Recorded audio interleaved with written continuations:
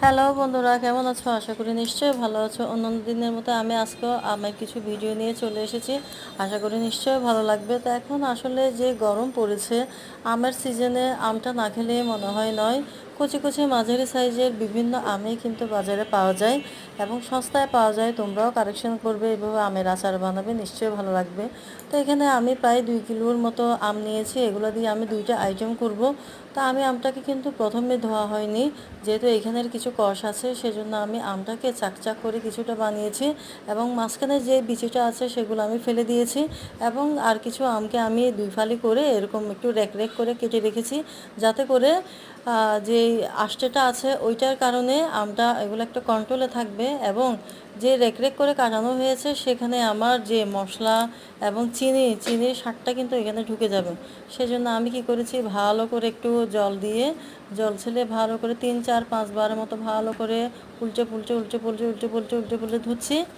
ধোয়ার পরে এবং আমরা যে চুন খাই, যেমন পানের সাথে কিছু আমরা চুন খাই, তো সেই চুনগুলাই আমি নিচ্ছি। এটাকে 2টা আইটেম করে আমি ভাগ করে রেখেছি, কতগুলো একটু বেশি আর কতগুলো একটু কম।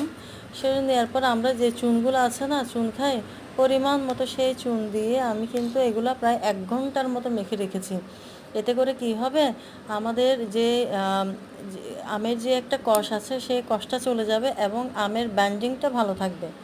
আমরা যে আম যখন চুলায় পড়ে অনেক সময়, বিশেষ করে এগুলো হচ্ছে কচি আম, যখন বড় বড় আম সেই আমগুলো অন্তপক্ষে ওদের কাভারিংটা ঠিক থাকে, তেমনি এই আমের ময়শ্চারাইজার ঠিক থাকার জন্য আমরা চুন দিয়ে মেখে রাখবো। 1 ঘন্টা পর এসে আবার এগুলো ধুবো। ধোয়ার পরে আমরা এখানে যে পরিমাণে একটু মিঠা জিরা দিব, মিঠা জিরা মানে মিষ্টি জিরা, এই যে এখন দিচ্ছি মিষ্টি জিরা দিব। একটু চিনিটা একটু বেশি লাগবে। আমি এখানে প্রায় 1.5 কেজির মতো চিনি নিয়েছি। 2 কেজি আমের জন্য 1.5 কেজি চিনি নিয়েছি।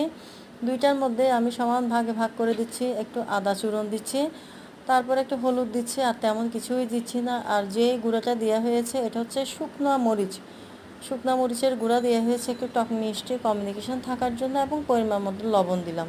এবং এগুলো ম্যারিনেট করে আমি প্রায় আবারও 1 ঘন্টার মতো রেখে দিব, যাতে করে ময়শ্চারাইজারটা ভালো করে আমের ভিতরে যেন ঢুকে যায়। তো এবার নাড়াচাড়া করে আমি প্রায় কতক্ষণ পর্যন্ত, এগুলো অনেকক্ষণ, 1 ঘন্টা ধরে রেখে দিব। রেখে দেওয়ার পরে এরপর আমি এটা চুলায় দিব। তো চুলায় দেওয়ার পরে কিন্তু একদম আপনি যখন নাড়বেন তখন কিন্তু একদম সতর্ক করে নাড়তে হবে, যাতে করে এতক্ষণ ধরে যে আপনি যে কাজটা করেছেন সেটা যেন ভেস্তে না যায়। তেমনি আমি এগুলো চুলায় দেওয়ার পর খুব আস্তে আস্তে আস্তে আস্তে নাড়াচাড়া করব, যাতে করে আমের আচারে ময়শ্চারাইজারটা ঠিক থাকে।